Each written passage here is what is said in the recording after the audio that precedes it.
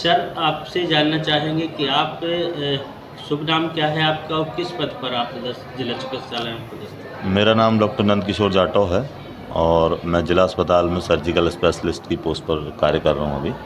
अभी जैसे जो कि अभी आपका एक वीडियो बहुत तेज़ी से वायरल हो रहा है कि आपने जो भी अभी एक्सीडेंट का एक केस महिला का आया था, उसको आपने किस तरीके से हैंडल किया और आपने किस तरीक़ा से उसमें सूझबूझ का काम लेकर के ये घटना परसों की है, 4 अप्रैल की।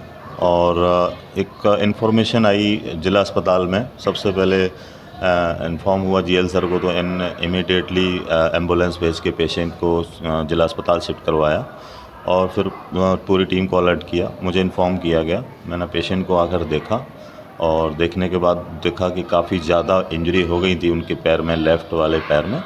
पूरा थाई के ऊपरी हिस्से से लेकर और पैर के निचले हिस्से तक पूरा फट गया था और पूरी स्किन जो है पैर से अलग हो गई थी। मांसपेशियाँ और हड्डियाँ दिखाई दे रही थीं और काफ़ी कुछ ब्लड लॉस भी हुआ था।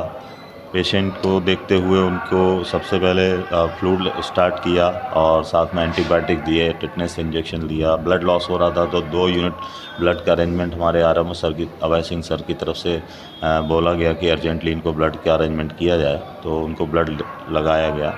इस पूरे ड्यूरेशन में जीएल अहरवार सर भी, जो कि सिविल सर्जन हैं, उनने भी पूरा टाइम पता करते रहे, फ़ोन से अपडेट लेते रहे कि भाई पेशेंट ठीक है, नहीं है, कैसा है। एग्ज़ामिन करने के बाद हमने सबसे पहले जो ब्लीडिंग पॉइंट थे, जो जहाँ से ब्लड लॉस हो रहा था, वहाँ से उनको कंट्रोल किया। अच्छे से तरीके से घाव को सफाई की। सफाई करने के बाद उसको रिपेयर करना था। काफ़ी बड़ा घाव था, तो इतने बड़े घाव में लोकल एनेस्थीसिया में करना पॉसिबल नहीं होता है।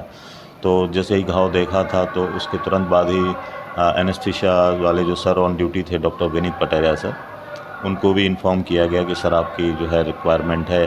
अर्जेंटली सर भी वहाँ पे आ गए और चूँकि मरीज़ हमारे पूर्व civil surgeon sir doctor S K. Chaurasia sir की परिचित थी, तो थोड़ी कुछ समय बाद सर भी वहाँ पर आए और सर ने भी उस केस में हेल्प की और बताया कि मतलब किस तरीके से और अपन इम्प्रूव अच्छा कर सकते हैं।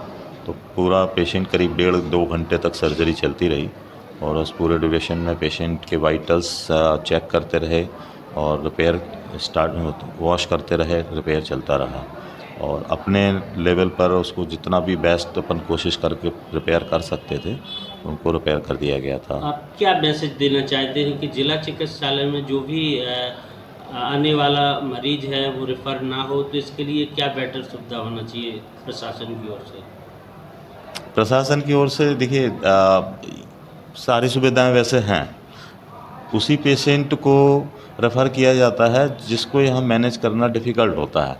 बाकी प्रेजेंट में जो भी सर्जिकल टीम काम कर रही है, जो भी सर्जरी में है या ऑर्थोपेडिक डिपार्टमेंट में या अन्य किसी डिपार्टमेंट में भी हैं, सारे लोग अच्छा काम कर रहे हैं और मुझे लगता है कि जिसको बाहर की नीड नहीं है रेफ़र करने की, उनको नहीं रेफ़र करते हैं। केवल उन्हीं पेशेंट को रेफ़र करते हैं जिनका यहाँ मैनेजमेंट डिफ़िकल्ट होता है या नहीं हो पाता है।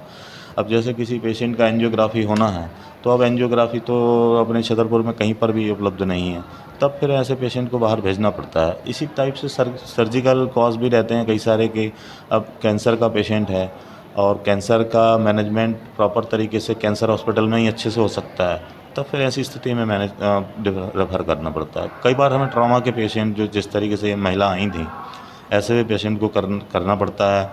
चूँकि पेशेंट स्टेबल थी, मतलब ज़्यादा अनस्टेबिलिटी समझ में नहीं आई और हम लोगों ने, हमारी जो सर्जिकल टीम है और हॉस्पिटल स्टाफ ने काफ़ी अच्छे सपोर्ट रहा उनका भी, तो अच्छे तरीके से मैनेज हो गई। पेशेंट को स्टेबलाइज़ करने के बाद, ब्लड लगाने के बाद और सब रिपेयर करने के बाद उनको आईसीयू शिफ्ट किया गया था।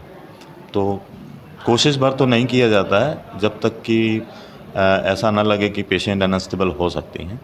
तो अभी पेशेंट्स की हालत कैसी है?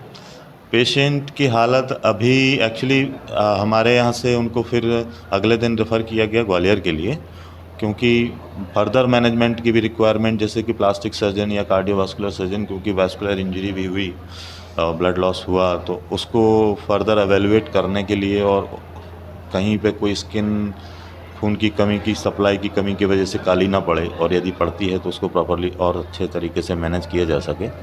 तो इसके लिए फिर उनको अगले दिन स्टेबल कंडीशन में ग्वालियर के लिए रेफ़र किया गया। पेशेंट अभी स्टेबल हैं। ग्वालियर में भी मैंने पता किया था, उनके डॉक्टर्स ने ये कहा कि रिपेयर तो ठीक है, लेकिन अभी पेशेंट को वेट एंड वॉच करना रहेगा। तो पेशेंट के अटेंडर शायद उनको दिल्ली लेके गए हैं गंगाराम हॉस्पिटल में, अभी वहाँ हैं, स्टेबल हैं। आज ही मेरी बात हुई है। थैंक जी, नमस्ते। यू। जो भी आपने इतना वो डिफ़िकल्ट केस को हैंडल किया है, तो इसका श्रेय किसको देना चाहते हैं आप? श्रेय ये तो पूरी मेडिकल का टीम वर्क होता है। कोई भी केस ऐसे अकेला आदमी कुछ नहीं कर सकता। वो विदाउट टीम, एनेस्थीसिया वाले सर नहीं होते तो मेरे को इतना बड़ा केस रिपेयर करने में बड़ा दिक्कत आती। पेशेंट को पेन ज़्यादा होता, तो उनका भी रोल है, सिस्टर्स का भी रोल है, ब्रदर्स का भी रोल है, जो सफाई कर्मचारी हैं उनका भी रोल है, हर एक का अपना सब जो जिनने शिफ्ट कराया उनका भी रोल है, एम्बुलेंस वाले का, सर का, ब्लड बैंक का, ऐसा पूरी टीम का रोल है। मतलब उसके लिए केवल मैं अकेला रिस्पॉन्सिबल नहीं हूँ कि मैंने किया, नहीं, इसमें हर एक का ये टीम वर्क है। कोई भी ट्रॉमा का केस हमेशा टीम वर्क होता है, और कॉल फॉर हेल्प इसीलिए तो बोलते हैं कि भाई जब भी ज़रूरत है आपको, आप बुलाइए।